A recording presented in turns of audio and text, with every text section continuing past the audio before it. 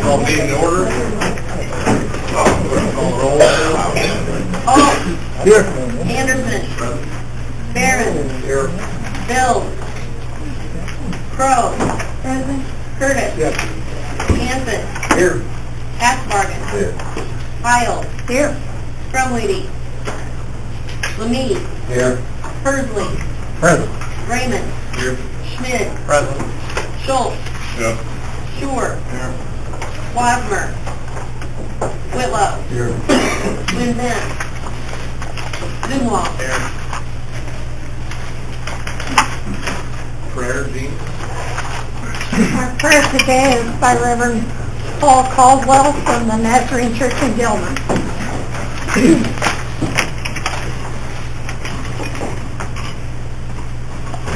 You might have to turn that mic on, Paul. Okay. Thank you. Thanks for allowing me to come and be in the first board meeting of the year for you guys. I didn't bring my Bible because I was afraid you guys would all run away and think I was going to do a sermon. But this is from Hebrews chapter 13, verse 15 says, "Through Jesus, therefore, let us continually offer to God a sacrifice of praise, the fruit of lips that openly can profess His name. And do not forget to do good and to share with others, for with such sacrifice God is pleased." And then verse 17 is your verse. "Have confidence in your leaders and submit to their authority, because they keep watch over you as those who must give an account. Do this so that their work will be a joy, not a burden, for that would be of no benefit to you." You have a great accountability, but you also have a great privilege to be here. And we pray for you. I don't know if you realize that, but your pastor and this pastor prays for you. And let me pray for you. Father, we do lift each one of these board members up and leaders. Father, we trust that you give wisdom, you give strength, you give confidence, and you give ability that most of us don't have any right to ask for and any reason to expect that we would have. And Father, we trust you. May you give each one of these wisdom today and throughout this year. And Lord, may their leadership change our county, change their perspective, places where they represent. And Lord, may it change the world for us. In the name of Jesus we ask. Amen. Amen. Thank you. I pledge allegiance to the flag of the United States of America and to the republic for which it stands, one nation, under God, indivisible, with liberty and justice for all. We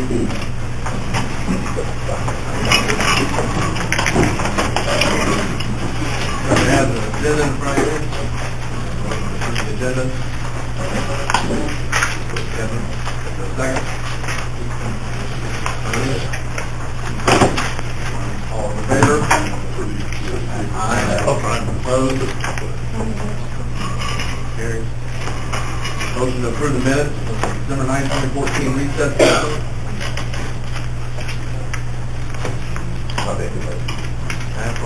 Second. Lyle. All in favor? Aye. Opposed? Carried. Motion to approve payroll. So moved. Sure, is there a second? Ernie? No questions on the payroll? Roll call vote, please. Anderson. Yes. Barron. Yes. Crow. Curtis. Yes. Hanson. Yes. Asbargen. Yes. Heil. Yes. Lemie. Yes. Persley. Yes. Raymond. Yes. Schmidt. Yes. Schultz. Yes. Shore. Yes. Whitlow. Yes. Zumwalt. Yes. Hall. Yes. Any public comment?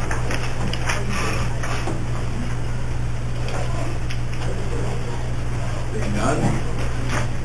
Keep this going. I'll keep my comments to none too. Outside committee report?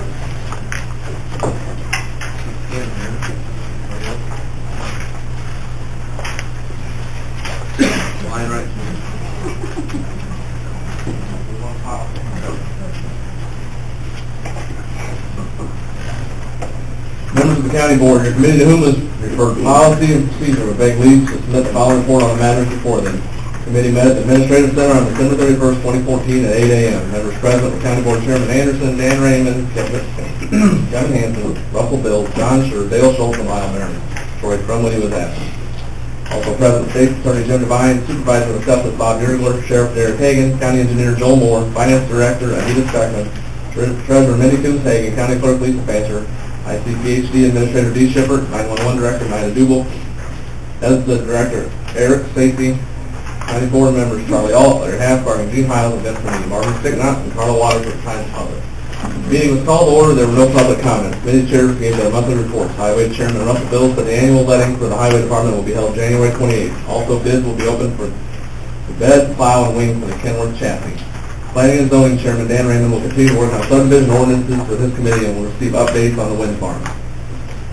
Finance Chairman Kevin Hansen will discuss 911 funding issues. Management Chairman Lyle Barron will begin discussion on bids for the boiler and capital improvement projects. Judicial Chairman John Scher said his committee will receive their normal reports.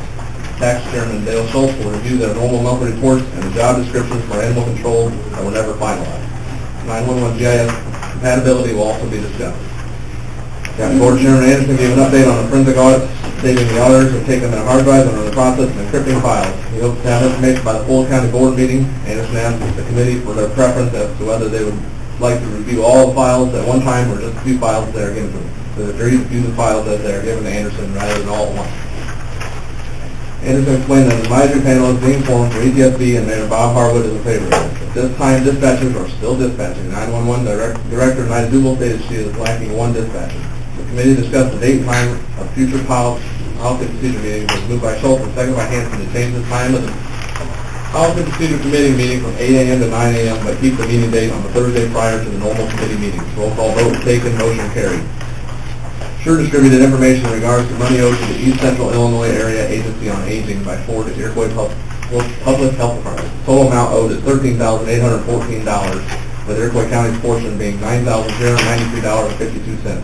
Since this is an expense that was not budgeted for, the budget will need to be amended.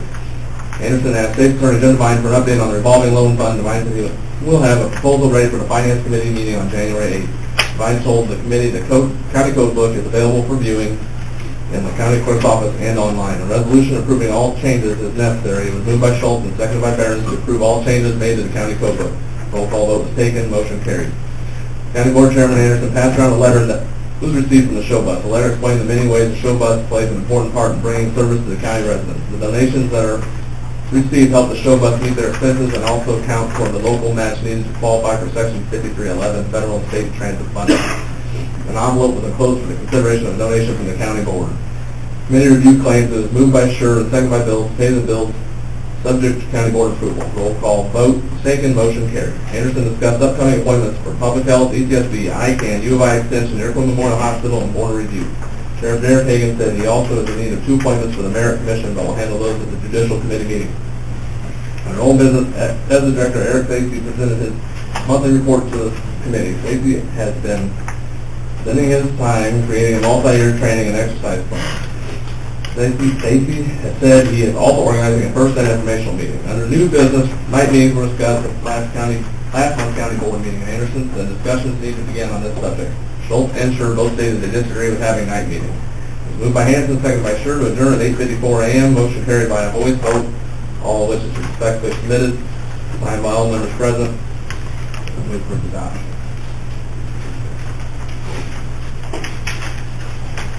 Second. Dale Schultz. Any questions? I have a comment. I think that it might be helpful if we could have a workshop or a educational meeting for the entire county board on the code book. If we could meet with someone, a couple hours one afternoon, go through it, pick out the big things, and get everybody familiar with it. Maybe with Jim, State Attorney. Jim could What do you think lead about that? it, or whoever is Want to give a tutorial? qualified. Not really? No, I told Gene I'd be happy to do that. So there's some materials that can be handed out that I think would be helpful particularly to the new board members, but and any board members that want to have a refresher course. But it's all informational, is the intent behind it. Next few days and figure out when, I know you're going to be busy. Probably, I'd like to get through the next month, quite frankly, because I've got this merger trial that's all-consuming of my time right now. We'll try to get something in March then. Yeah. Set something up. Yeah. Any other questions on the policy report? Kyle, there's an ordinance to approve that. You want to read the ordinance? It's pretty long. Yeah. Need me to read that ordinance? But I don't think you have to read it, but everybody has a copy of it. No? Oh.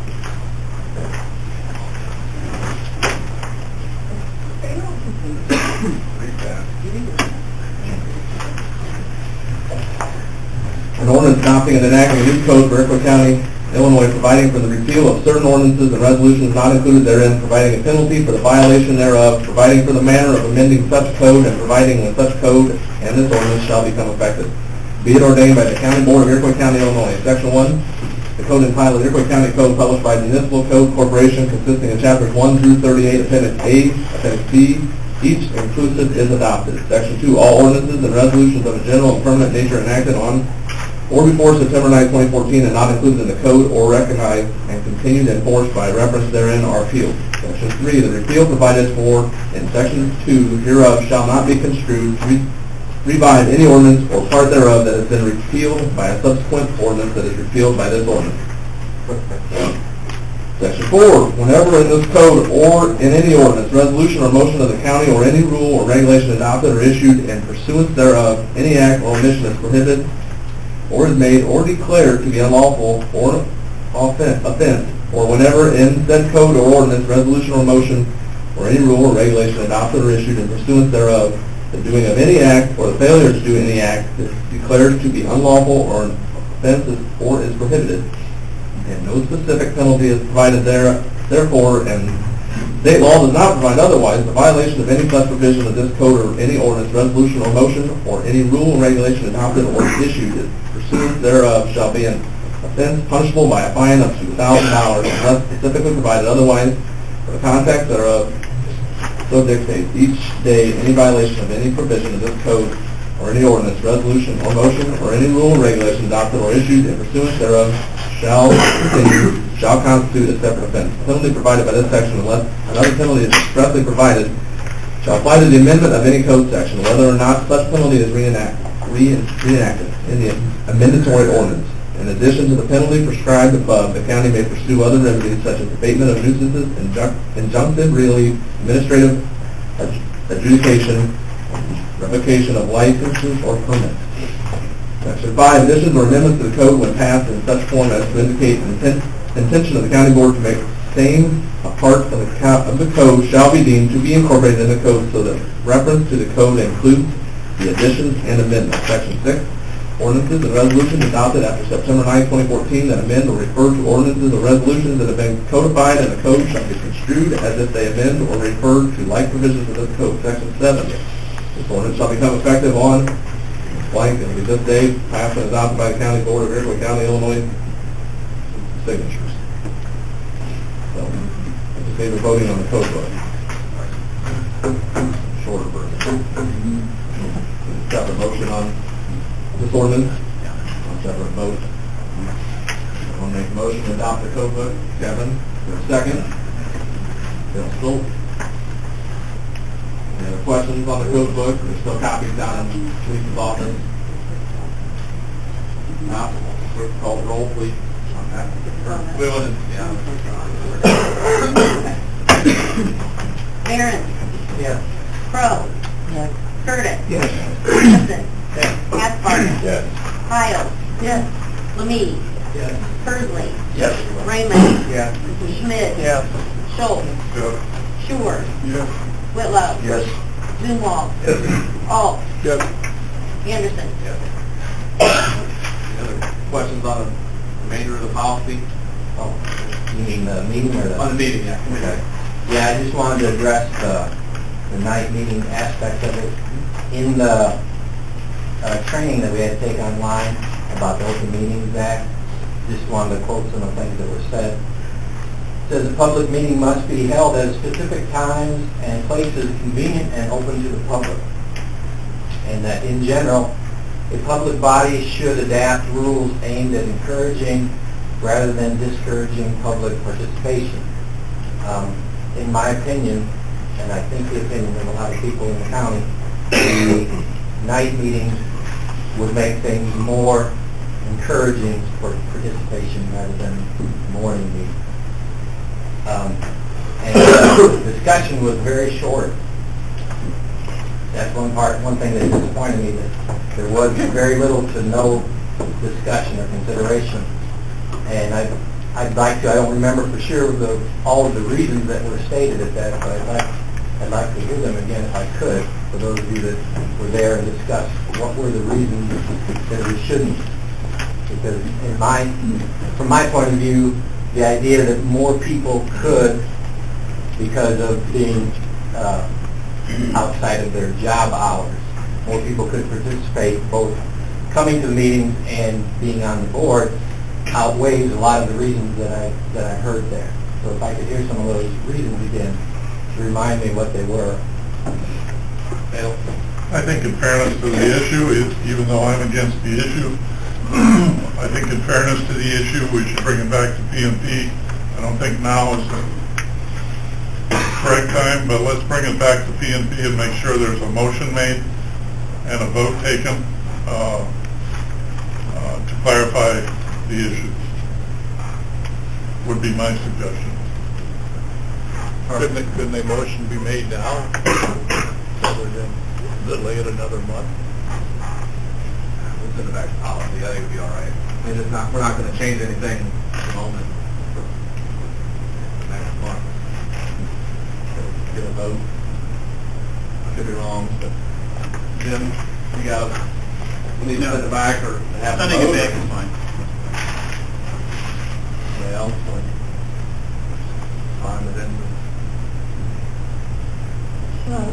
Dean? Well, my point is that the elected officials and the department heads and everything would have to come at a separate time, and it was outside of their office hours. And I agree that we need to open it up so that we can have people that have jobs be able to be here. But I think that when we look at the other side of it, with getting other people back, and so far, anytime we've had a major conflict, there's been people here, whether it's day or night, and I think that people will come if they really want to come. I know I don't have a family, but I believe family commitments are just as important as board meetings, and many members of the board have families, and they have evening things with their children. Being home with them would be a great thing, let alone the activities they have outside the home and school. Yeah, another issue is if you're going to do the full board meeting at night's one thing, but all your committee meetings to really get other people involved in the county board would have to be at night too. And so then you're changing the whole genre of, you'd have to have workers here. I mean, it's a cost. I mean, we should discuss it. I mean, I've got no problem discussing it, but this has been discussed before, and it's not, baseball season in the summer, a lot of these grandparents want to see their grandkids play.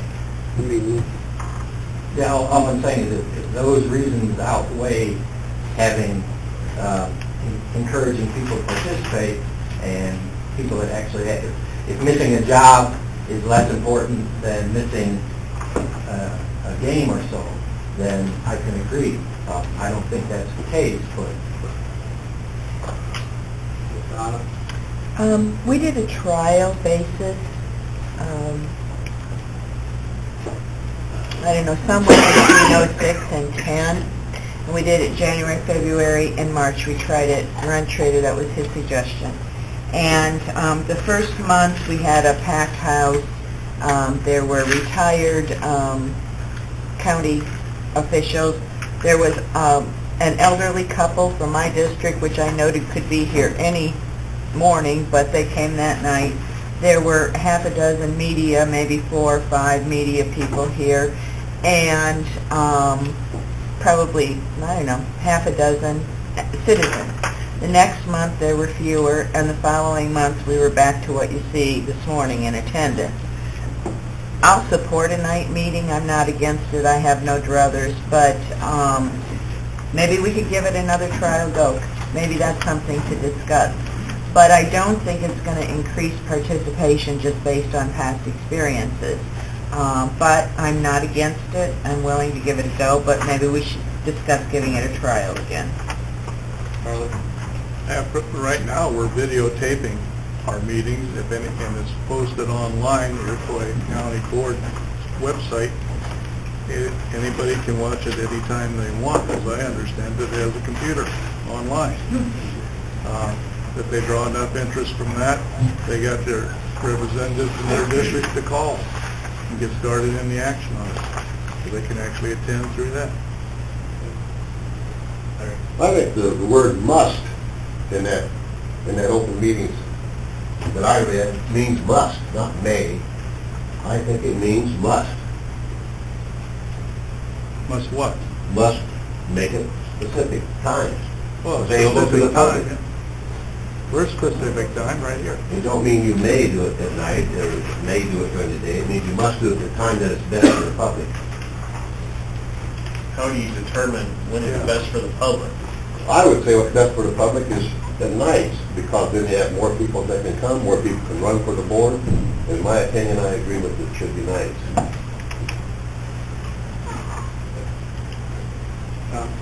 Anybody thinks that night meetings is going to increase participation? I would suggest that they go to Ford County board meetings and count up how many people from the public come. The number is right here, 0. I've been to many, many Ford County board meetings. They meet on Monday nights at 7 o'clock, the night before we have our meeting. The public is 0. Well, the difference is, the difference between encouraging and discouraging.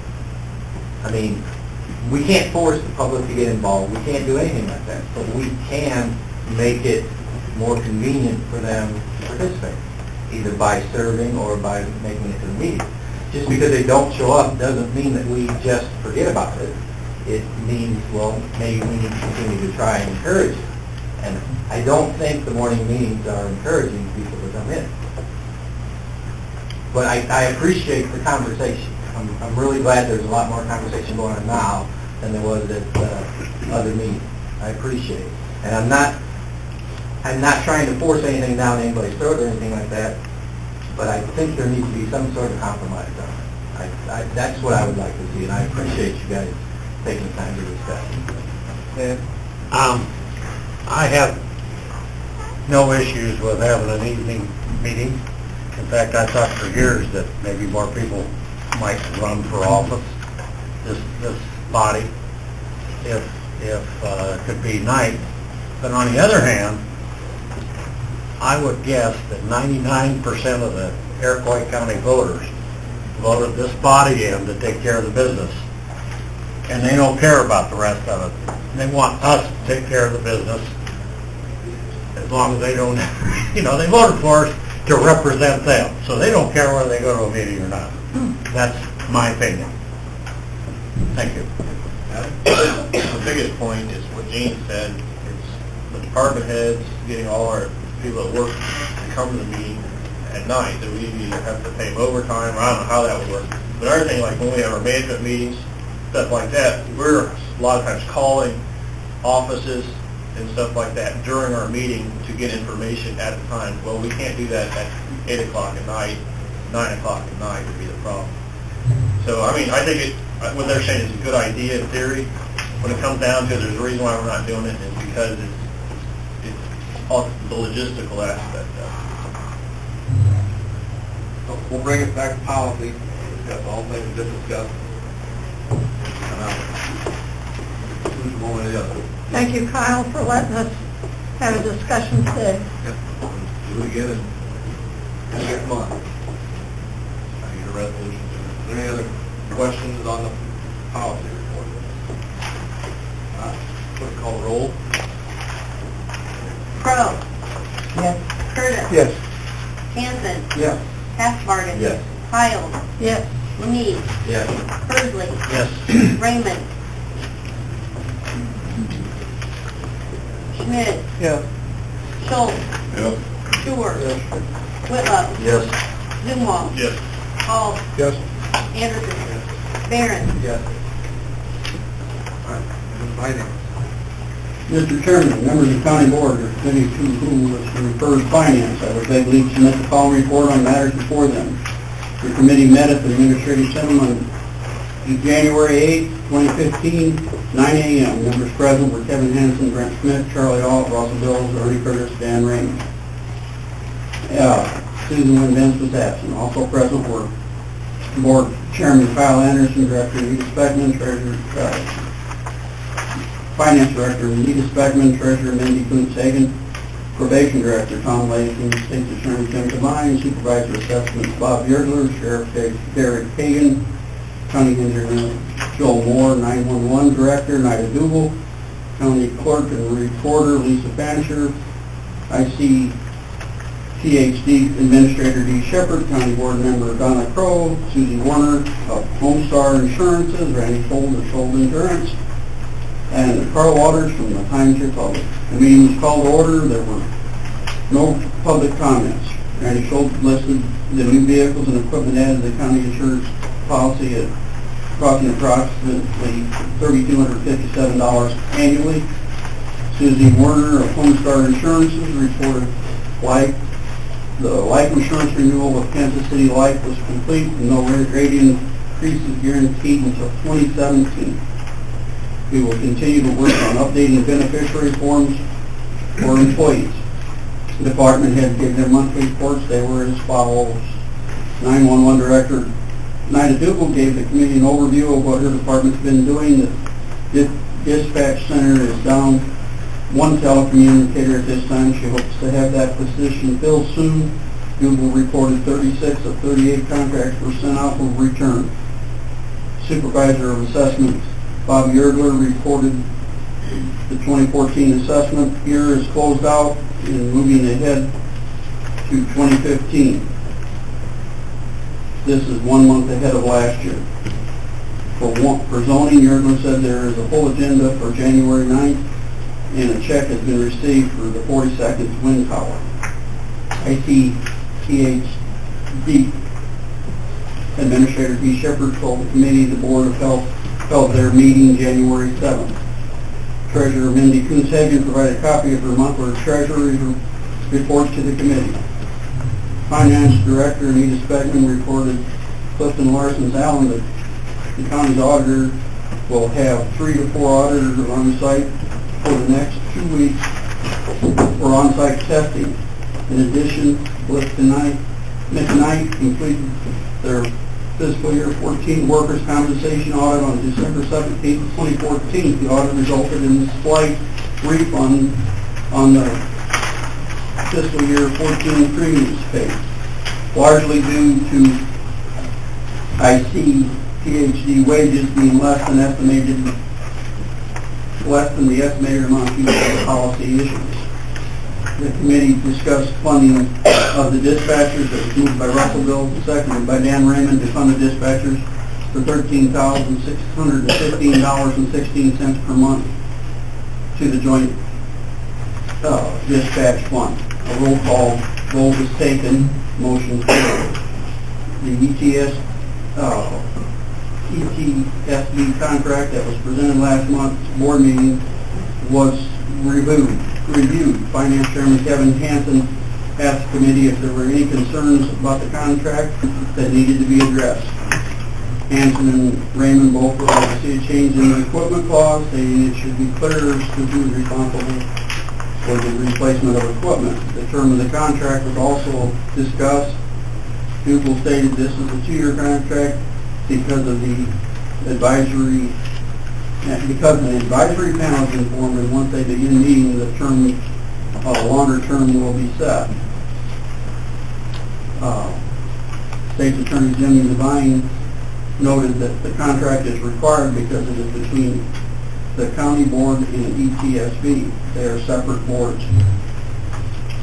Charlie Alt pointed out the fact that the county has to give a year notice for the termination of the agreement, but ETSD only has to give 180 days. He said it only fair that they should have them the same at 180 days. Devine said the changes requested in the equipment clause and the termination clause can both be changed. It was moved by Russell Bills and seconded by Brett Smith to accept the contract with Iroquois County Emergency Telephone System Board with the existing changes. Roll call vote was taken. Schmidt, aye. Alt, nay. Bills, aye. Curtis, aye. Raymond, aye. Hanson, aye. And motion changes. The motion carried. Finance Director Anita Speckman reminded the committee last month that she was asked to listen to a webinar offered by IMRF regarding nursing home insurance for our employees. Speckman said the insurance offers two different plans, traditional long-term care and a long-term care with a death benefit. The traditional long-term care plan is billed directly to the employee and requires no administrative fee. The long-term care plan is a payroll deduction that would require an administrative fee. Speckman said opting in this year is the best route because the rates are based on all IMRF employees and not just our employees. It was moved by Russell Bills and seconded by Dan Raymond to accept the nursing home insurance program. Roll call vote was taken, motion carried. Speckman explained that the reimbursement to Fort Iroquois Public Health Department for the ECIAAA grant. It was moved by Alt and seconded by Bills to amend the Public Health Department budget to include reimbursements to the Fort Iroquois Public Health Department of the ECIAAA grant. Due to the lack of a quorum at the Management Committee meeting on January 5th,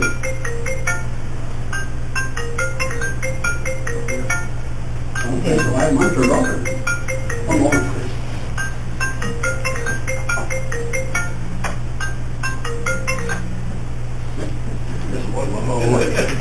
Hello. Wrong button, sorry.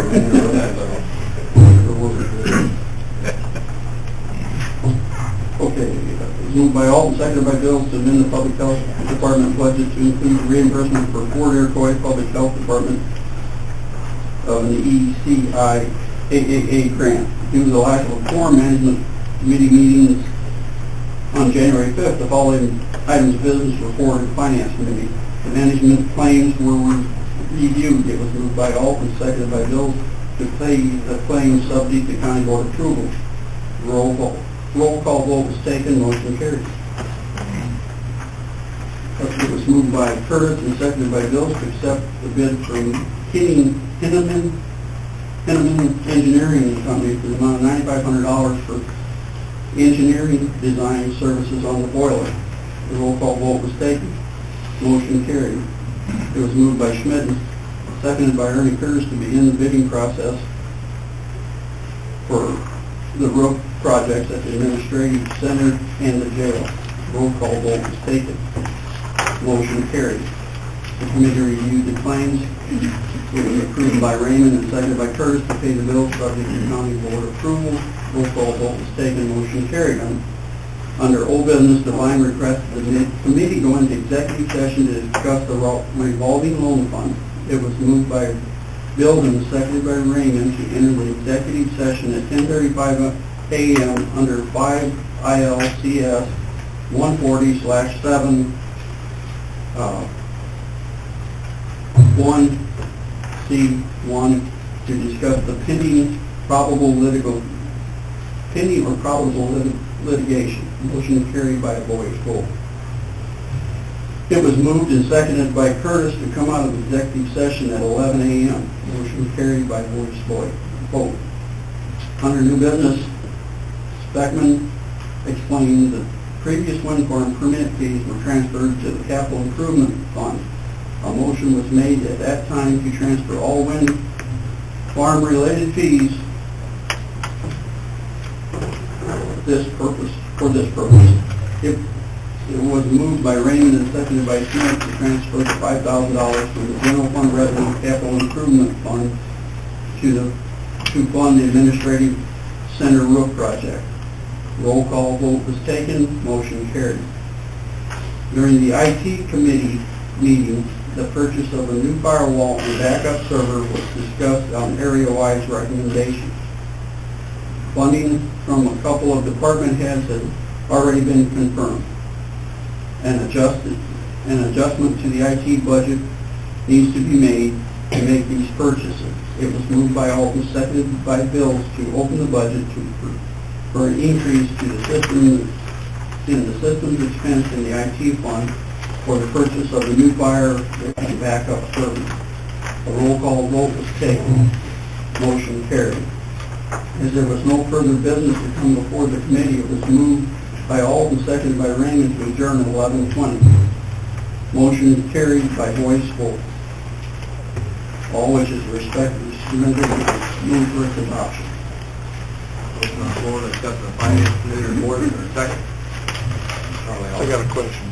Second or two? Yeah, I will. Second, go ahead. On the middle page there, near the bottom, where I made the motion about paying the for Iroquois County Public Health, there was no vote listed in there. Should be, shouldn't there? 8.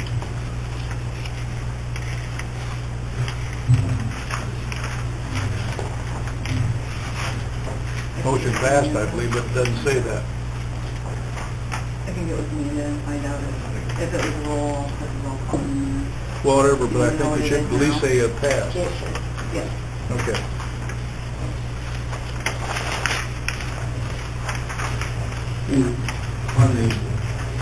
On the last page, either Jim, with the motion to open the budget, there's going to need to be a little more, you have to have a vote to open it and a vote to close it, or Correct, yes.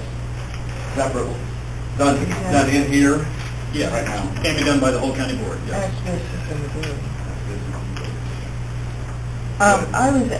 I remember this motion. It was moved by Raymond and seconded by Schmidt to transfer $5,000 from the general fund to capital improvement, which is all very true and correct. However, I think the way it's worded, that $5,000 was from wind tower money, wasn't it, in the general fund? Do you believe that needs to be a little more specific? That sounds like we're taking $5,000 out of the general fund, to me. It was specific in the meeting, so we can change that wording. Just clean it up a little bit.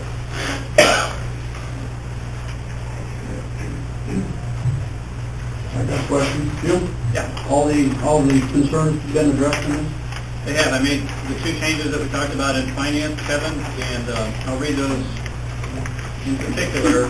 The first, on page 2, under section 4, equipment, there was concern that the wording was not as tight as it should be, so what I added on the second sentence of that paragraph, any modifications to existing equipment or other equipment owned by Iroquois County are the 4 words that I added to that to make it specific that we're talking about equipment owned by Iroquois County and costs necessary to come online for the communication services shall be the responsibility of the Iroquois County Board. So in other words, Iroquois County equipment that needs to be updated or repaired, that's exclusively Iroquois County, will be our expense, not anybody else's equipment. So that tidies that up a little bit. And then in section 7, I changed the, it's towards the bottom where we're talking about 180 days. That used to say 1 year, and that's been shortened to giving notice of 180 days to terminate the agreement. So those are the 2 changes I think the Finance Committee approved, and that's the changes that I made. The other concern was this money's all going to go into joint dispatch fund? Yes. Yeah. Yeah. That's what I understood. Is that what you all understood? Yeah, that's what this agreement is about, is for joint dispatch services, so the money that's paid by the county and all the other entities are going for joint dispatch. Okay. Anybody else got any questions? Did you sign it, Kyle? Not yet, until after the vote today, because, I'm thinking of some, okay, got it. How's the check looking, Nyla? You have to ask Mindy, they're in her office. Probably this afternoon as well. What was that? She brought them in yesterday afternoon. So, any other issues? Any other questions on the finance report? Other than- With this opening and the closing of this budget, Jim? My first time we did it, we need a motion separately. Yeah, I'd like to do it by separate consideration. I think that'd be cleaner to get it done that way. And that's fine not having a specific amount in there? You're gonna have Is it 5,000, aren't you? in the, report? It should be the 5,000. No, we're talking about IT. Oh. IT. So we need a number. I mean, Yeah. But it's gonna be a little tricky with getting, automation funds from separate people. Didn't we, yeah, but we were moving 20,000, wasn't it? Didn't we discuss 20,000 at that meeting? Yes, the actual amount of the two quotes that I have in front of me are $19,981.87. Remember, it was close to 20, but we need that in the motion. Yeah. We just had to put that into the... Can we amend the motion? $20,000. Can we amend the motion and add that in, the figure in there? Yeah, you just need to make a motion now to open the budget. Okay. Open the budget or to remove this for separate? You want to remove it for separate consideration and then do it all? I'll make that motion to remove. Remove it and do it separately. Second. Motion, second. Remove that section, spell it out, that way we open it, close it, have to be a super majority and move on to that project. Just It's in two places, the Kyle. IT, during the last page, during the IT committee meeting paragraph, that's the only one. Well, what about the money for the health department? That's not on this That's not our one. money. Okay, I'm sorry. All right. Do a roll call to remove that for separate consideration, please. Yeah. Crowe. Yes. Curtis. Yes. Hanson. Yeah. Hathbarger. Yes. Kyle. Yes. Lemay. Yes. Pursley. Yes. Raymond. Yes. Schmidt. Yes. Schultz. Yes. Shore. Yes. Whitlow. Yes. Zumwalt. Yes. Alt. Yes. Anderson. Yes. Barron. Yes. Okay, then remove separate consideration. No, we need to consider it. Now we need a motion. Open the budget. That's pretty open now, right? No. No. Need a motion now to, Separate. need a motion now to open up the budget. Okay. And then make recommendations in that regard. Make it, that can be all inclusive, open it Correct. and do the number. Correct. Vote on that, pass the supermajority, then close it. Correct. Okay. Anybody want to make the motion for the, we're going to do the 20 then, or do you want that exact number? Anita, what did, remember? The 19, et cetera, or was it 20? We moved it, finance, By 20. 20, that's what I thought. Yeah. Dale? I move to open the budget and install the $20,000 transfer. On the floor, is there a second? Don?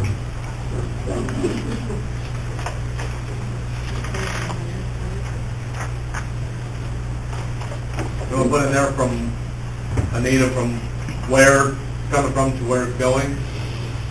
You got that right off the top of your head? It's coming from automation funds, from different, some is coming from Lisa Fancher's Miscellaneous automation automation fund, fund. 9,000, there's 1,000 or 2,000 coming from Derek, and there's, the balance is coming from Lisa Hines. So, from automation fund to, what's it going to? The IT fund.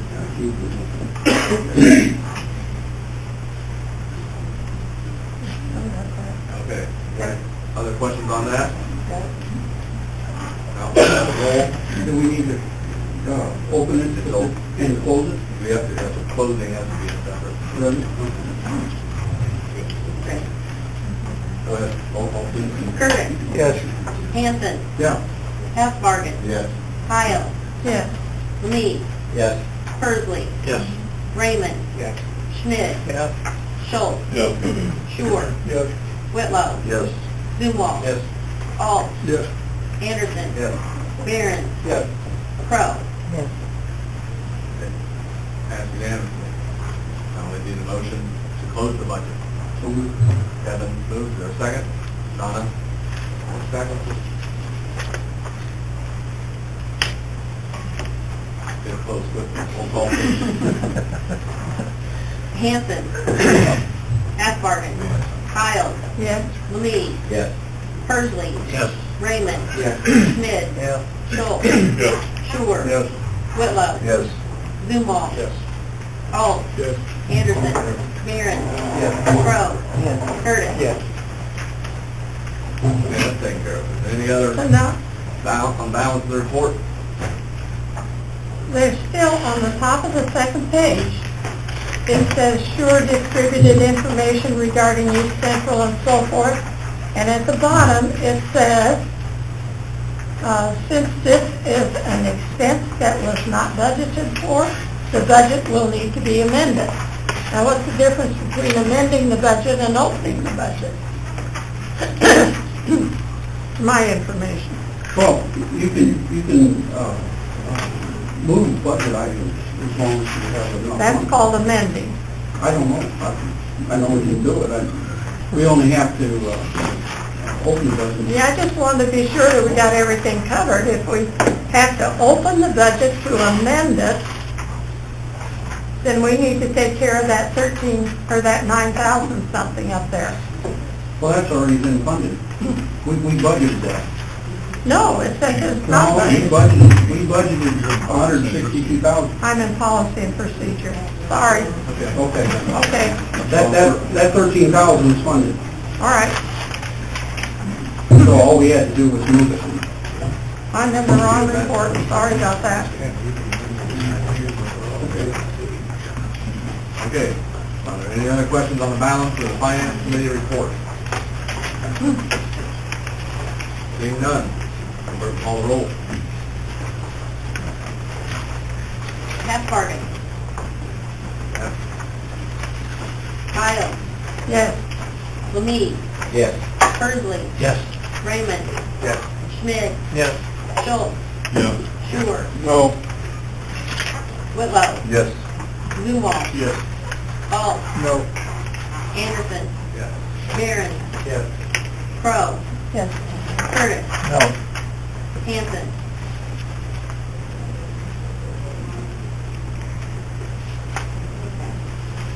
That passed.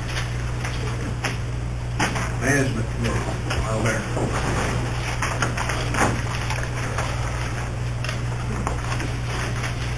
Mr. Chairman, members of the county board, your committee to whom was referred management services would beg you to submit the following report on the matters before them.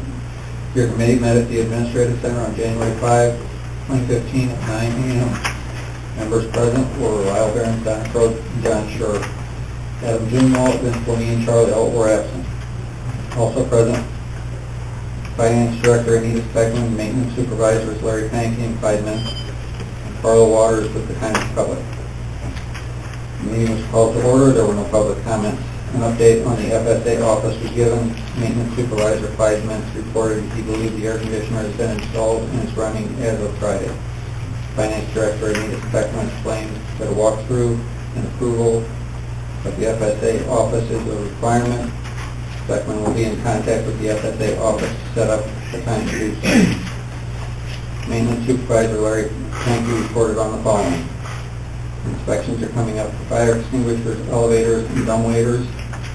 The generator and water lines at the jail were discussed. Both these items will have to be put out for bids. Maintenance Supervisor Clyde Mintz reported on the following. The boiler was down on his first day of work, but is up and running again. Mintz has been spending his time repairing equipment. There was also a plumbing leak in the men's restroom that he has repaired. Mintz is in the process of fixing a heating problem.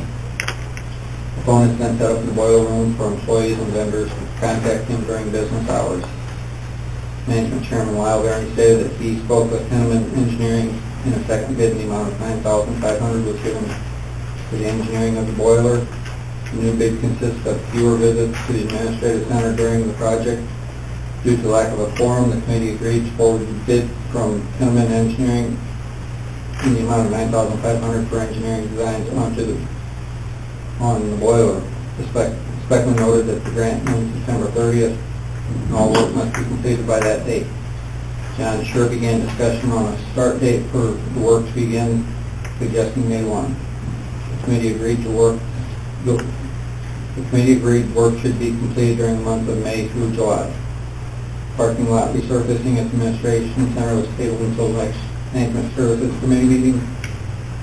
The roof project for the administrative center and jail will need to be put out for a bid. Sankey said he will need to get specifications for the administrative center. Due to lack of form, the committee agreed to recommend the finance committee the bidding process begin on bids for the roof project, the administrative center, and the jail.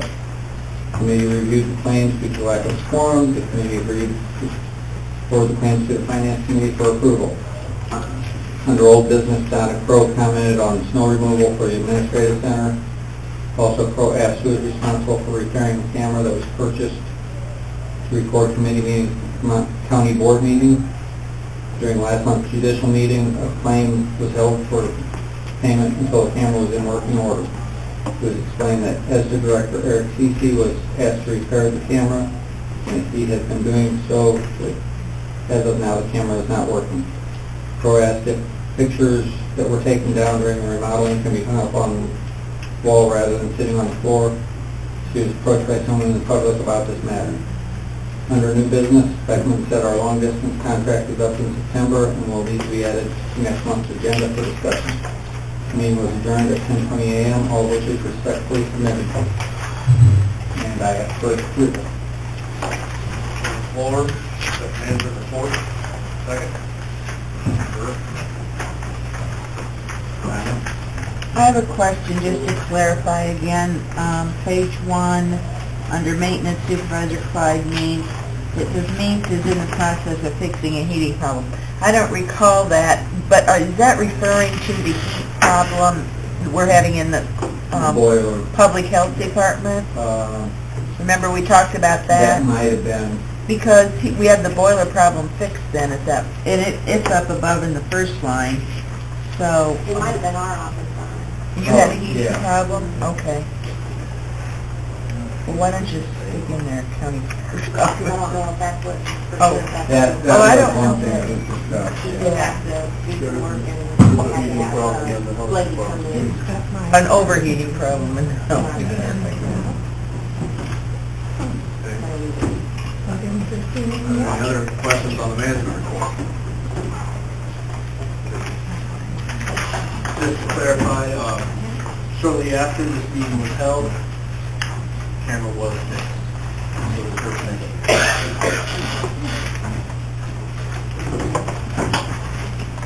No other questions? Smile pretty, Kevin. Kyle, I was sidetracked. management. Okay, yes. Lemay, Yes. Persley, Yes. Raymond, Yes. Smith, Yes. Schultz, Yep. Shore, Yes. Whitlow, Yes. Zumwalt, Yes. Alt, Yes. Anderson, Barron, Yes. Crow, Yes. Curtis, Hanson, Yes. F. Yes. Dale, Pat?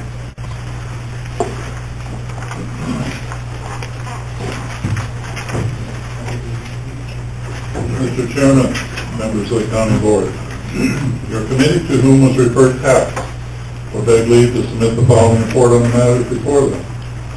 Your committee met at the Administrative Center on January 6, 2015 at 9 a.m. Members present were Schultz, Windence, Schmidt, Whitlow, and Persley. Troy Crumweedy and Donna Wasner were absent. Also present, County Board Chairman Kyle Anderson, Treasurer Mindy Coons-Hagan, County Clerk Lisa Fancher, Supervisor of Assessments Bob Yergler, Finance Director Anita Speckman, IC/PhD, Administrator Dee Shipper, 911 Director Nida Dubel, and Carl Waters from the Times Republic. The meeting was called to order. The committee reviewed the claims. It was moved by Jed Whitlow and seconded by Brett Schmidt to pay the bills subject to county board approval. Motion carried by a voice vote. There were no public comments. The department heads gave their monthly reports. County Clerk Lisa Fancher said she had begun receiving ballot certifications for the consolidated election. Also, letters have gone out to secretaries representing units of local government requesting their list of persons required to file a statements of economic interest form. Her office has also begun preparing 1099s for tax buyers. Supervisor of Assessments Bob Yergler reported the final board review hearing notices have been sent out. The annual assessors meeting will be held during the afternoon of January 29th. Yergler asked the tax committee to approve Margaret Casey's reappointment to the Board of Review for a 2-year term. It was moved by Brett Schmidt and seconded by Jed Whitlow to reappoint Margaret Casey to the Board of Review for a 2-year term. Motion carried by a voice vote. 911 Director Nida Duval discussed her mapping system and its compatibility with GIS, stating it would be a real cost savings for 911 to use the GIS services. Duval asked the committee's approval to use these services. It was moved by Whitlow and seconded by Susan Wynn Bentz to allow 911 access to the GIS system. Motion carried by a vote. The monthly animal control report was reviewed by the committee members. Tax Chairman Dale Schultz distributed job descriptions for the Animal Control Department head and warden. These job descriptions were never given to Dr. Youssef when he accepted the position, and Schultz would like the committee to review the details of the job description until the next tax committee meeting.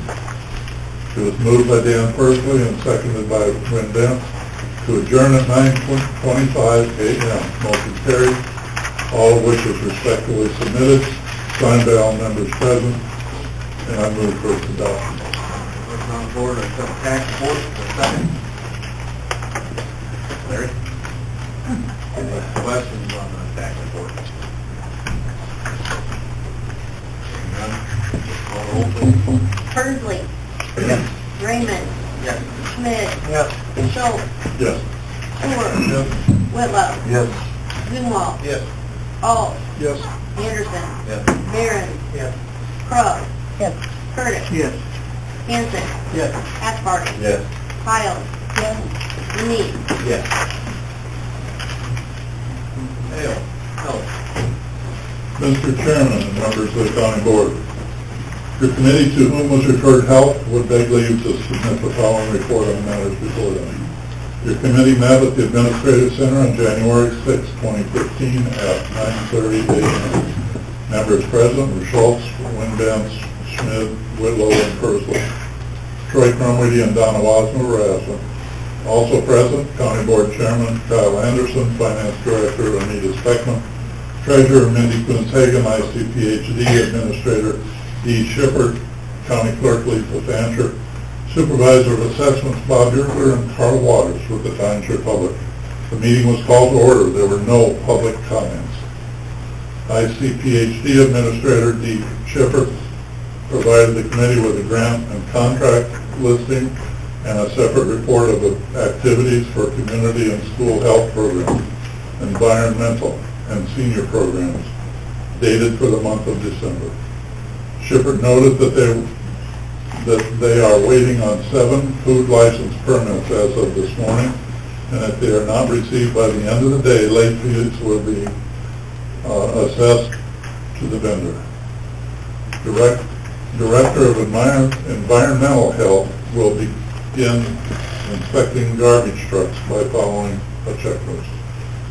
Several questions were asked pertaining to the environmental health, and Shippert said she will ask Hyman to attend the next health committee meeting to address these questions. Safety training will be held for all staff on January 14. Shippert extended her deepest sympathies on behalf of the Iroquois County Public Health Department to co-worker Sandy Sickma, who lost her husband unexpectedly over the weekend. The committee reviewed the claims. It was moved by Brett Schmidt and seconded by Jed Whitlow to pay the claims subject to county board approval. A roll call vote was taken, motion carried.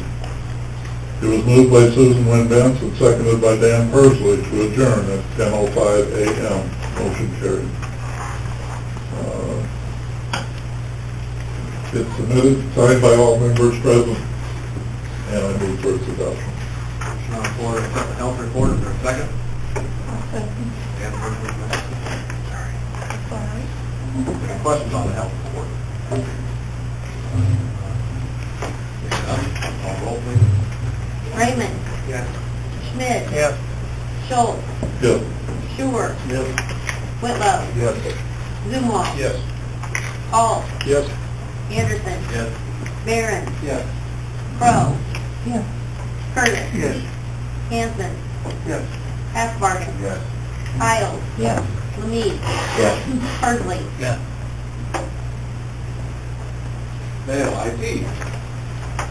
Mr. Chairman and members of the county board, your committee to whom was referred IT would beg leave to submit the following report on the matters before them. Your committee met at the Administrative Center on January 6, 2015 at 10:10 a.m. Members present were Schultz, Bills, and Anderson. Troy Carmody was absent. Also present, Finance Director Anita Speckman, Treasurer Mindy Coons-Hagan, Supervisor of Assessments Bob Yergler, County Clerk Lisa Fancher, Sheriff Derek Hagan, 911 Director Nida Duval, and Carl Waters with the Times Republic. The meeting was called to order. There were no public comments. Finance Director Anita Speckman reported a tentative date of April 1st for the printer copier consolidation. The IT policy was discussed. Last month, IT Chairman Troy Cromarty asked Corey Douglas with Area-Wide to provide us with an estimate for the framework on a policy. Speckman noted she has not received the estimate as of yet. Speckman discussed the backup server and the issues we are having with low storage space. Area-Wide recommended purchasing a larger server. Our current procedure includes taking an external hard drive off-site each day. This step could be eliminated by purchasing a second backup server that would be housed at the courthouse. Speckman gave the committee copies of quotes provided to her from Area-Wide. They are as follows. Backup server for the Administrative Center, $8,425.27. Backup server for the courthouse, $7,971.32. Speckman explained the second backup is not a priority at this time, but is something to possibly budget for next year. The second item Area-Wide provided a quote on is the firewall. Our current firewall is up for renewal in the amount of $1,398. That's an annual renewal. Due to recent virus issues, Area-Wide suggested purchasing a new firewall to decrease the risk of this happening again. The quoted amount of the new firewall is $9,322. Last month, Speckman sent emails to the department heads asking which offices still had computers operating on Windows XP. The only computers believed to have Windows XP are the counter computers in the Treasurer's office. Speckman also emailed the department heads asking for contributions to the IT fund. Sheriff Derek Hagan offered $1,000, but anticipates he will be able to contribute more. County Clerk Lisa Fancher stated in last month's meeting she would be able to contribute approximately $9,000 toward the IT fund. Lastly, Circuit Clerk Lisa Hines also agreed to contribute monies from her automation fund. Speckman said a decision does need to be made this month, whether it is to renew our current license or to purchase a new firewall. It was moved by Russell Bills and seconded by Kyle Anderson to purchase a new firewall based upon Area-Wide's recommendation. Motion carried by a voice vote. Speckman asked the committee if they would like to defer the matter of the backup server to next month.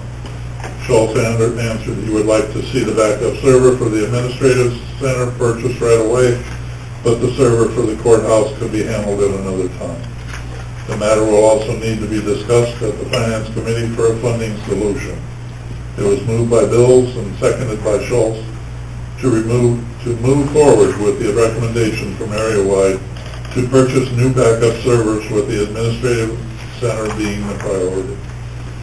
The IT committee recommends the Finance Committee decide on a funding solution. Motion carried by a voice vote. It was moved by Anderson and seconded by Bills to adjourn at 11:17 a.m. Motion carried, all of which is respectfully submitted and signed by all members present, and I move for its adoption. Motion on the floor to accept the IT report. Is there a second? I'll second. I'll second. Any questions on the IT report? Kyle? Anita? The amount listed for the firewall is not 9,322. That was a quote a month and a half ago. What the committee approved to go with was a sonic wall, a bigger one, for $11,556.60.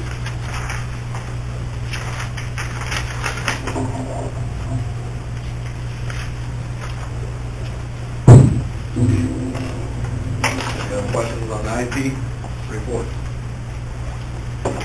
Seeing none, call the roll, please. Schmidt? Yes. Schultz? Stewart? Yes. Whitlow? Yes. Newell? Yes. Alt? Yes. Anderson? Yes. Barron? Yes. Crowe? Yes. Curtis? Yes. Hanson? Yes. Asbargen? Yes. Hiles? Yes. Lemie? Yes. Persley? Yes. Raymond? Yes. Additional public safety, John Sure. Mr. Chairman and members of the County Board, your committee to whom was referred, Judicial and Public Safety, will beg leave to submit the following report on the matters before them. Your committee met at the courthouse on January 7, 2015 at 3 p.m. Members present were John Sure, Ernie Curtis, Lyle Barron, Donna Crowe, and Jed Whitlow. Gene Howes was absent. Also present, Probation Supervisor Bart King, Coroner Bill Cheatham, Sheriff Derek Hagan, State's Attorney Jim Devine, Judge James Kinzer, County Board Member Vince Lemie, and Carl Waters with the Times Republic. The meeting was called to order. There were no public comments.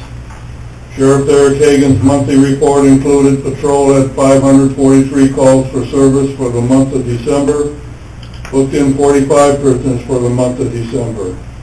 Average daily population in December, 19.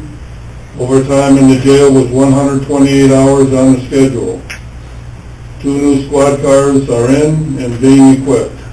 Hagan's annual report included patrol calls for service year-to-date calls, 6,082, a 21% increase over 2013. 2013 calls for service, 5,035. 2014 bookings, 647. Average daily population, 18. Average length of stay, 11 days. Booked in 27 juveniles. Transported 20 inmates to Illinois Department of Corrections. Transported 40 inmates to Iroquois County Jail from other counties. Served 285 arrest warrants. Served 1,564 civil process paperwork.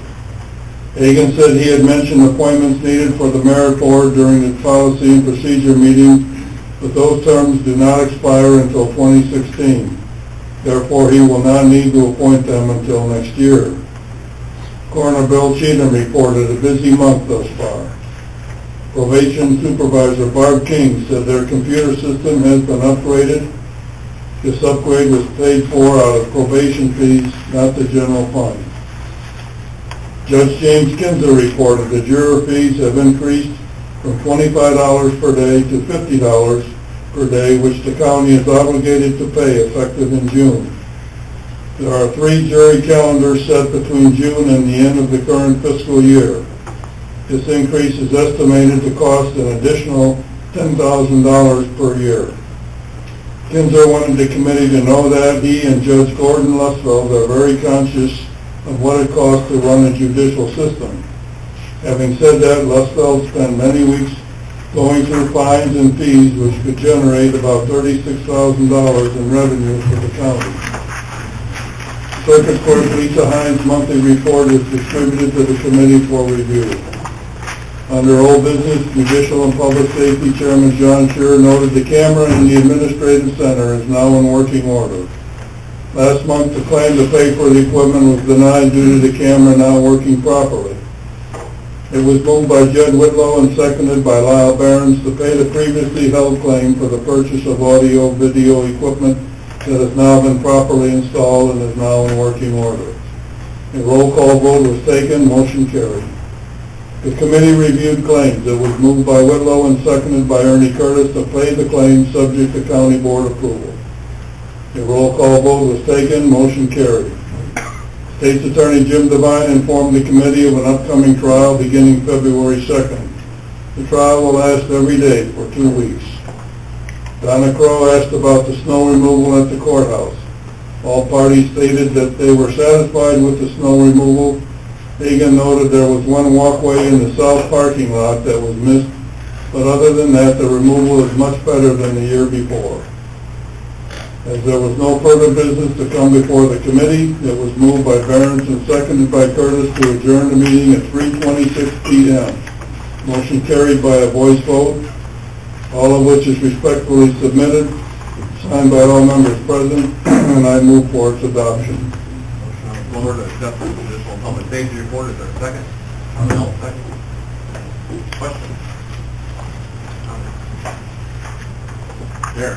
One comment. I thought there might be one. The snow removal snafu happened after the first snow, so I had the trustee and Larry did a lot of cleanup at the courthouse and jail yesterday, steps, sidewalks, some of the parking lots. So my plan right now is the plow is on the maintenance truck.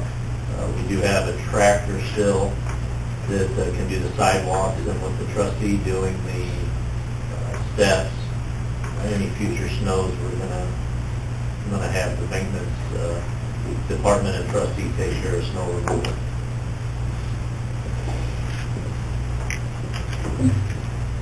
We want to thank Larry for that, and as you already know, I forwarded pictures to you of the front steps of the courthouse, and I shared them with Lyle, saw them, and others, and That was the day of judicial. that was the day of judicial. The snafu happened yesterday. If the sheriff's going to take care of snow removal, what does that do with our snow contract? We're gonna have to discuss that. I think that's a matter for management committee to take. We do that. Divine. I just wanted a correction on the juror fees. Currently, they're $12.50 per day, plus mileage, and effective in June, it's going to go to $25 for the first day, and then $50 each succeeding day of a trial, and there's no mileage to be paid. So there's going to be a net increase to the county of our expenses when it comes to juror expenses. There's a lot of problems with this bill that was in the legislature this past lame duck session. So there's a lot of other counties that are adversely impacted by these increases that happen practically without any negotiation. It just appeared and we have it. So, but it is what it is. But I just wanted to correct the record that it's not currently $25. It's $12.50 per day plus mileage. It's going to go to $25 per day. For the first day. What's in the minutes is what Judge Kinzer reported to us. You came into the meeting after he was finished. So I'm just correcting the minutes. Right, I You might have said understand. those things, No, but I'm but I just just correcting wanted the to- law is, Okay, so that we know. I think that's fine. Any other questions on the Judicial and Public Safety Report? Roll please. Schmidt. Yes. Schultz. Yes. Schuer. Yes. Whitlow. Yes. Grunwald. Yes. Hall. Yes. Anderson. Yes. Behrens. Yes. Crow. Yes. Curtis. Yes. Hanson. Yes. Hassbargen. Yes. Isles. Yes. Lamie. Yes. Persley. Yes. Raymond. Yes. Raymond, planning and zoning. Mr. Chairman and members of the county board, your committee to whom is referred, planning and zoning, would beg leave to submit the following report on the matters before them. Your committee met at the Administrative Center on January 9, 2015 at 9 a.m. Members present were Raymond, Curtis, and Shore. Absent were Wasmer and Zumwalt and Crumweedy.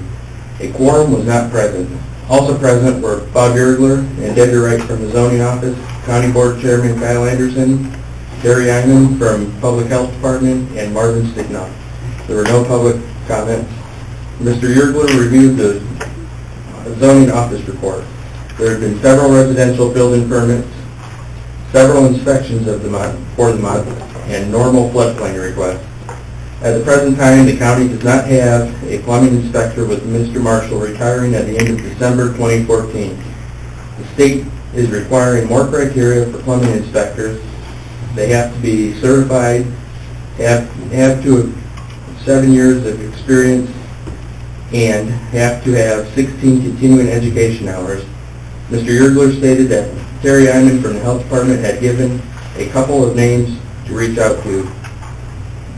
Mr. Marshall might decide to get certified when he returns from Florida and continue to do inspections. Mr. Yergler said he had an inquiry for a plumbing inspector but hasn't heard back. The committee felt it should be put on the county's website. There was general discussion on the wind ordinance. The committee felt the wording regarding the setbacks is confusing and should be clarified. Mr. Yergler said he had discussed this with State's Attorney Jim Devine and felt any changes should have to go through the Zoning Board of Appeals hearing process. Mr. Scher said this cannot be voted on today for the lack of quorum. Mr. Yergler said Pilot Hill does not have a copy of this ordinance.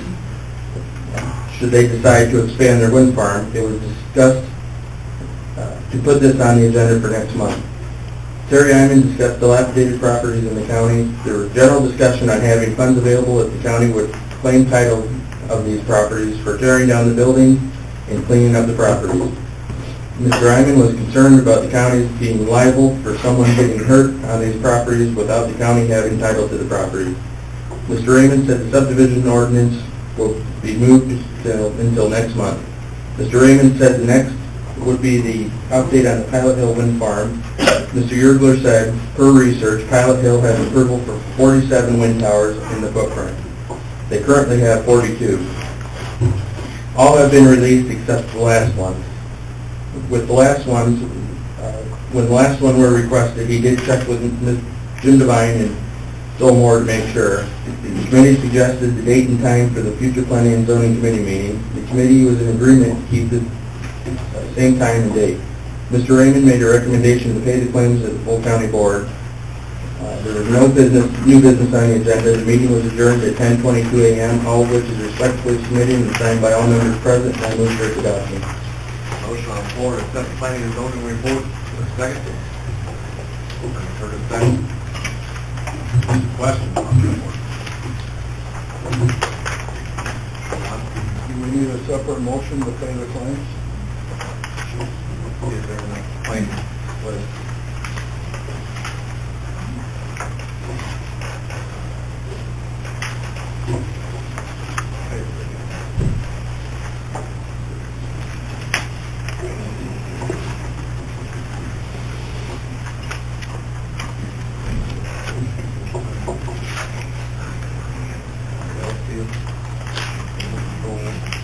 I thought it was on in the first.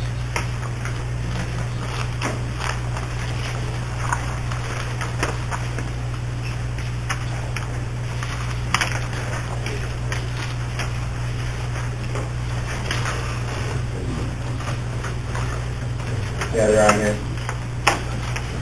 Page 13. I think we'll be able to handle the claim. Any other questions? Not. Schultz. Yes. Stewart. Yes. Whitlow. Yes. Zumwalt. Yes. Alt. Yes. Anderson. Yes. Barron. Yes. Crowe. No. Curtis. Yes. Hanson. Yeah. Hackbargen. Yes. Pyle. Yes.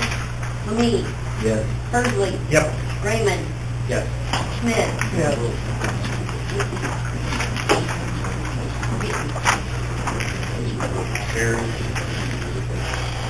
Transportation and Highway. Your committee, move was referred transportation and highway would legally submit the following report on the matters before them. The committee met at the Iroquois County Highway Building on January 8, 2015 at 9 a.m. Members present were Bills, Hall, Schultz, Hiles, Crow, and Hushbargen. Kevin Hansen was absent. Also present was County Engineer Joel Moore, Ron Knight, with Koenig Body and Equipment, Conrad Township Road Commissioner Scott Storm, and Corby Klaus with Klaus Specialties. The meeting was called to order. County Engineer Joel Moore opened the bids for the bed, plow, and wing for the Kenworth chassis. They were as follows: Klaus Specialties, $81,505.83. Kankakee Truck Equipment, $80,856.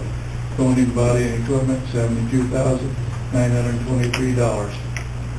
Braun Equipment, $77,524. It was moved by Dale Schultz and seconded by Larry Hartsbargen to tentatively accept the low bids for the bed, plow, and wing for the Kenworth Classic chassis, subject to bid tabulation review prior to the county board meeting. The roll call vote was taken, motion carried. We're going to return to that when I finish the report. The claims of the finance report for the month were reviewed.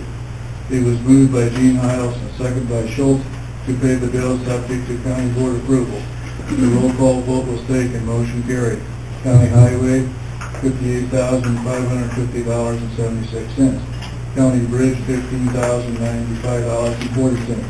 County Matching, $102,139.86. PBS, $0. County Matching motor fuel tax for the $2,718.82. Township motor fuel tax, $0. The resolution for County Highway 9 was discussed. The county's allotment of matching tax funds amounted to $85,000. Moore said the work is already complete and the resolution is to be paid for our share. It was moved by Gene Hiles and seconded by Donna Crowe to accept the resolution for County Highway 9. Roll call was taken, motion carried. Moore told the committee he was contacted by residents about doing a study of Lake Iroquois Road. Moore asked the committee for direction and said he only has a request from the resident, not the road commissioner. The committee advised Moore to discuss the issue with state's attorney Jim Devine. Moore said he also needs something in writing from the road commissioner requesting the speed study.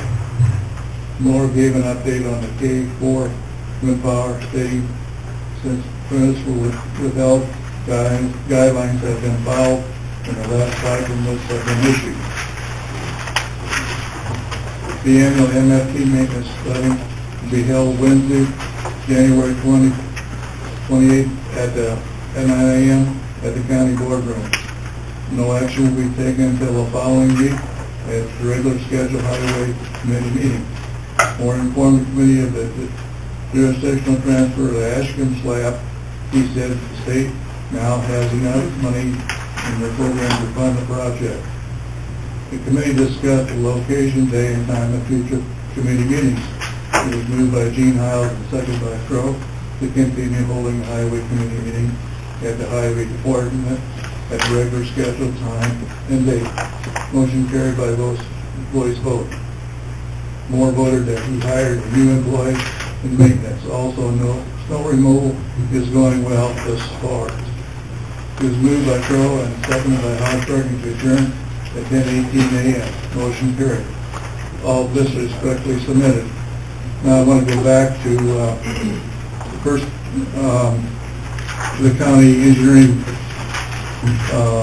The bids We have Fuller Coning Body and Equipment bid if it met specifications. Joel Moore discovered it did not meet specifications. I believe it was on the... It's on the wing. The wing, yeah. And we contacted Koenig, and they realized they made bid based on a different wing, and their substitute or replacement bid would not meet the second bidder as low bidder after that is substituted. So we're recommending to go to the number 2 bid, which is Rom Equipment Company, Danville, Illinois, $78,622. Am I right, Joel? Yeah, that number, that 78,622, that all the bidders bid with the body, plow, and wing, and then they all had a optional, I asked them to put an optional hydraulic side shift on the wing for maintenance purposes for the wing post, and with the adding the optional wing shift in, Ron Equipment was 78,622. The next lowest bidder was Kankakee Truck out of Kankakee at 81,832. Oh, is it? That's the second one now? That's the second low. Second one. That's throwing Koenig out since theirs did not meet specifications. Everybody else did. So, Ron did too now, right? Ron is the low bidder. Since As of now. Koenig requested that that we throw out their bid since they couldn't meet the spec. I got copies of all this if anybody wants them. Yeah. What was Any Ron's bid? questions? 78,622. That's with the optional. Yeah. There's I had it in an option, and it's not down on. It wasn't down on. It ain't what we're seeing. It wasn't down on the spec sheet or on the. Yeah, it's pretty complicated, I'm sorry, but there's the... We need to separate that, correct? Yeah. Probably the best idea with all the... Move to separate that section beginning with county engineer Joel Moore and including the next paragraph after the bids. Second. Then moved and seconded to, no, you do that. What am I doing? Second, remove the bids for the bed, plow, and wing. Dale and Donna. Roll call. Wait a minute. Mr. Chairman, I have Yeah. a question. On this, Lake Iroquois Road, that's, Oh, that's 280. part of it. That's Yeah, part Yeah, of we it. gotta take care of this. Oh, okay, I'm sorry. Second on the floor, remove this paragraph. Yeah, we're on this, that one paragraph about the equipment purchase right now, right? You just gotta go with those bids. Moving, voting separated, adjusted accordingly. Roll call, please. Shore. Yes. Whitlow. Yes. Zumwalt. Yes. Alt. Yes. Anderson. Barron. Yes. Crowe. Yes. Curtis. Yes. Hanson. Yeah. Hackbarth. Yes. Isles. Yes. Lee. Yes. Persley. Yes. Raymond. Yes. Schmidt. Yes. Schultz. Yes. Okay, now that's been Is there separated. any questions about the rest of the report? I think there's one right here. Oh, we We gotta do this first, We Charlie. gotta do this first, Charlie. We're gonna take care of this. Take care of this bid right now. What's the number? Ron Equipment's number is 78,622. With that includes the optional side shift. Looking first. That's in the supplemental. Okay, so probably should add that to the... I move we accept the bid from Ron Equipment for $78,622 that meets the specifications for those, that equipment. Motion on the floor. Ron Equipment, for $8,622. After bid pads were reviewed. Is there a second? Dale Schultz, second. Any other questions on the bids? Seeing none. Call roll on this. Whitlow. Yes. Zumwalt. Yes. Alt. Yes. Anderson. Yes. Barron. Yes. Crowe. Yes. Curtis. Yes. Hanson. Yes. Hackbarth. Yes. Isles. Yes. Lee. Yes. Persley. Yes. Raymond. Yes. Schmidt. Yes. Schultz. Yes. Shore. Yes. Carried. Now, Dan? Wait a minute, I want to throw in a thank you for Joe Moore for his due diligence on finding this discrepancy. Otherwise, I don't know where we'd be with a truck with a blade at work. I think we had the same problem bidding on Kelly Cassie as well, didn't we? Joe again saw it before we had a mistake there. I'm sorry, go ahead. Okay. On this road at Lake Iroquois, that's 288 north. I live on that road. And the speed limits on that road, or I mean, not the speed limits, it's a 55 mile an hour speed limit. There's residencies, there's kids, and whatnot. We've been trying, as a residents out there, been trying to get this lowered to 40 mile an hour anyway. It should be maybe 25. And we've been told over the years, this is not a recent project, this has been going on for years, that the road commissioner does not have, he doesn't have to do anything he doesn't want to do. That's hearsay. I haven't heard that from the horse's mouth, but maybe Joe can confirm that or non-confirm that. Speed study is one of the few things. I had a resident call because she'd almost been hit walking on that road. And I had actually, it indicates that the road commissioner didn't directly ask for the speed study, but he did, after I talked to him, he said go ahead and do one. Well, most of the times I've done speed studies, well, every time until this one, we found that reduction in speed was not necessary. This time, actually, we found that a reduction in speed is warranted. The problem is it has to be done, the reduction in speed has to be done through ordinance by the county board, even on a township road. The problem is we have no policy in place. I need to have some kind of official request from the road commissioner before we go to the process of having an ordinance at the county level. So that's what the whole discussion was. I've got to get together with Jim so we can develop a policy. That hasn't been done yet? What, discussion with Jim? Yes. No, we just discussed this Friday. I haven't had a chance to do anything. Well, you probably know that there was a young woman hurt out there last year.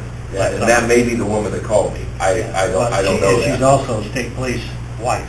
That's not saying one thing or another. I just thought I'd mention that. Yeah.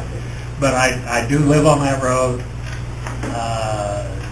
In the morning at 8 o'clock, you can see people driving, going to work, running late, and they'll run 60, 70 mile an hour by my house, and I'm only 800 feet from the gate.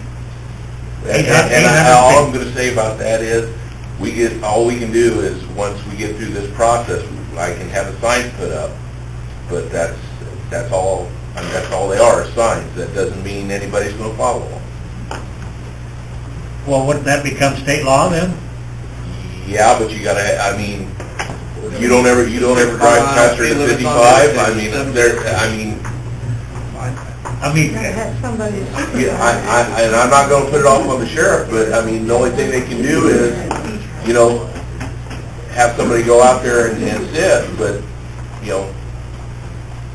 I can put all the signs out in the world. Whether you follow them or not is up to you. Well, I understand that, but can't a 40 mile an hour speed limit sign be put up out there? After we do an ordinance with the county board, after we get a policy in place, because we've never run into this before, where it actually was, at least not since I've been here, and we did check, and there is no policy in place on well, proper first, procedure. can I give you an example?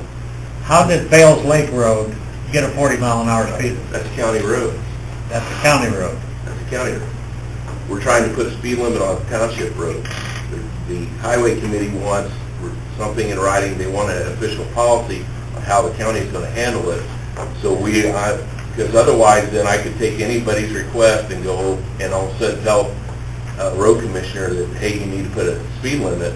Well, I can tell them, but if they don't request it, that doesn't mean they're going to put it on there. And I don't think the county board at least my highway committee felt comfortable telling a road commissioner to put a high speed limit on his road without him actually requesting a speed study and wanting the speed limit. Like everything else, there's a process that has to, Yeah. has to go through. It sounds like a lot of red tape. It is. Like making a molehill out of, or a mountain out of a molehill. The problem is that state statute that tells us how we have to do it. And we want to follow the state statute and make our ordinance work. It's going to happen, Dan. It's going to happen, Okay, I think it's just, right? Yeah, I mean, it's, but we want to make sure, because I can tell, like I said, I can tell the road commissioner, hey, you got to put this up, and the county board can do that, but if he's not willing to do it, as Dale, as a former road commissioner, can say, he don't have to. he don't have to. So we want to make sure that we have everything in place, so when we pass an ordinance at the county level, that then the road commissioner can't say, hey, I didn't want this to begin with, you know, because we'll have something in writing that he requested it, and he's willing to follow what our results are. We got all faith in the world, keep up with this. I mean, it's going to take a little time. I got an example from Livingston County, how they run theirs, and I'm going to go over it with Jim, but it sounds like Jim's busy for the next month or so, but... Well, it sounds pretty complicated. Right, we're working on Something it. that ought to I be think, easy. I've got two things I'd like to, I understand have now. considered in the minutes, just to clean up things. In that last paragraph, more told the committee, more to discuss the issue with the State's Attorney Jim Devine. I think it would be clearer if we stuck in there after issue of writing an ordinance, the issue of writing an ordinance. Is that okay with you? Yeah, that's And fine. other An issues? ordinance to handle speed zones on township highways. The issue of writing a county ordinance. The second thing is, on the back page, more informed the committee of the jurisdictional transfer of the Ashcombe slab. It states that the state has enough money in their program to fund the project. I'd like to see the minutes reflect, there's a specific amount, we're getting the road and some money. And, You would ask 1.2, Thanks for clarifying. 1.24 million. I think we should add that amount, that we're getting the slab and 1.24 million, which will be applied to, That goes in the county motor fuel tax fund. right, into the motor fuel tax fund, and that money is to be utilized to fix, isn't exactly right. That Upgrade. money can be used on anything within the county highway system that meets motor fuel tax standards.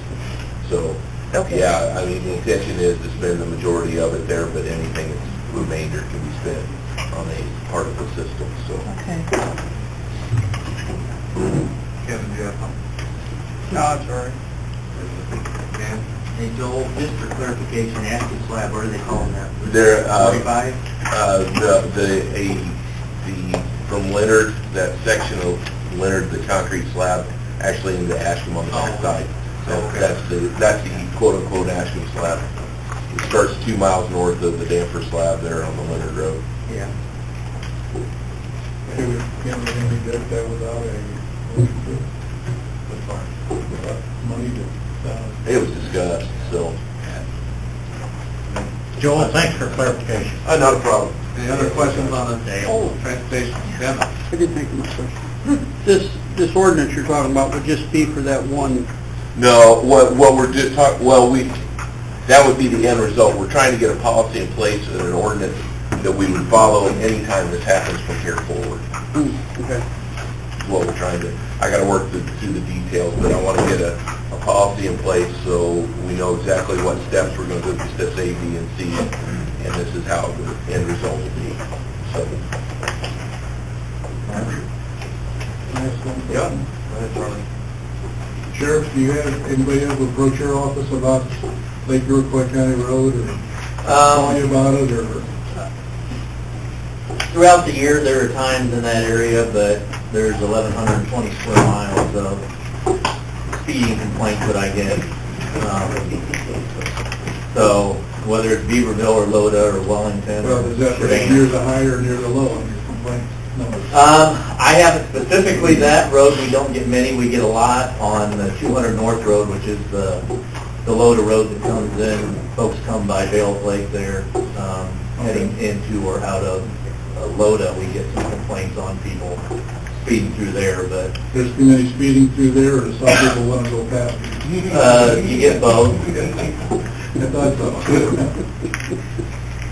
Any other questions? I did have one. On the committee discussed the date and time and all that stuff, and it's agreed to stay out there at regular time. Well, Any discussion on, Our discussion really based on the fact that we didn't need a videotape of that department, but we still could go ahead and tape it for voice recording, so it can be posted anyway, the voice recording. Actually, that was discussed that way, so what it's kind of left generally to stay as we are. I think audio would be a good, Audio, I think, should be done too. You want to add that in? we guys can do that in your committee next time, but that should take care of it. Any other questions? Clerk call the roll. Wait, we need a second on the report. We have a Sorry. motion. We have a motion by Charlie to approve, but we need a second. Anyone want to have a second? Any other questions? Seeing none? Zumwalt. Yes. Alt. Yes. Anderson. Barron. Yes. Crowe. Yes. Curtis. Yes. Hanson. Yeah. Hassbarger. Yes. Pyle. Yes. Lamie. Yes. Hursley. Yes. Raymond. Schmidt. Yeah. Schultz. Yes. Stewart. Stewart. Oh, yeah. John. John. Whitlow. Yes. Okay. And next up, appointments. We got a lot of drainage commissioners again. Dan Raymond, the EPFB, Dale Schultz, and Gene, the ICANN, Charlie, all by co-op extension. Susan Bessie, Central Illinois Community Action Agency, Martin Sticknott, first member of the Iroquois County EPFB, and then the video there. Ernie Curtis will no longer be Vice Chairman of Judicial and Public Safety for his wishes. However, he will remain on the committee. Lyle Barron will be appointed as the Vice Chairman of the Judicial and Public Safety Committee. Vince Lee will no longer be a member of the Management Committee. He's been appointed to the Judicial and Public Safety Committee. Larry Hassbarger has been appointed as a member of the Management Services Committee.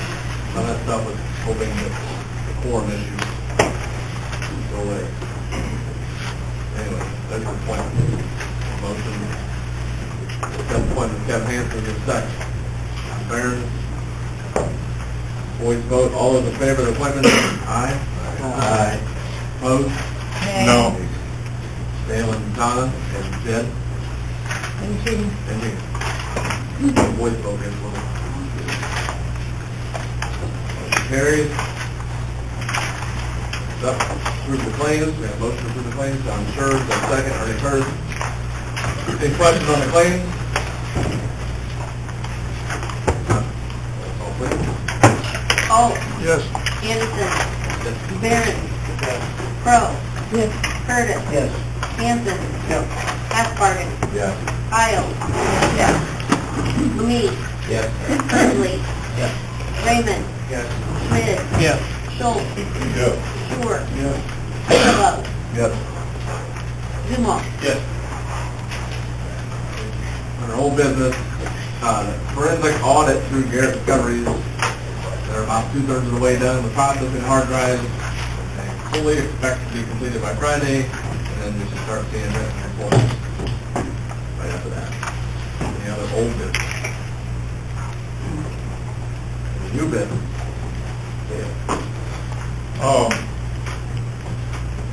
Just wonder, I don't know where it's supposed to be handled, but I think one way or another we need to give Amanda some assistance somehow in order, as long as we are giving, as we are doing the audio and visual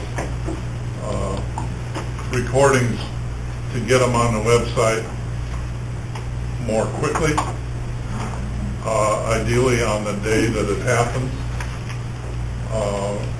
I don't think Amanda has the time to be able to do that, but I think we should investigate some way of getting that done.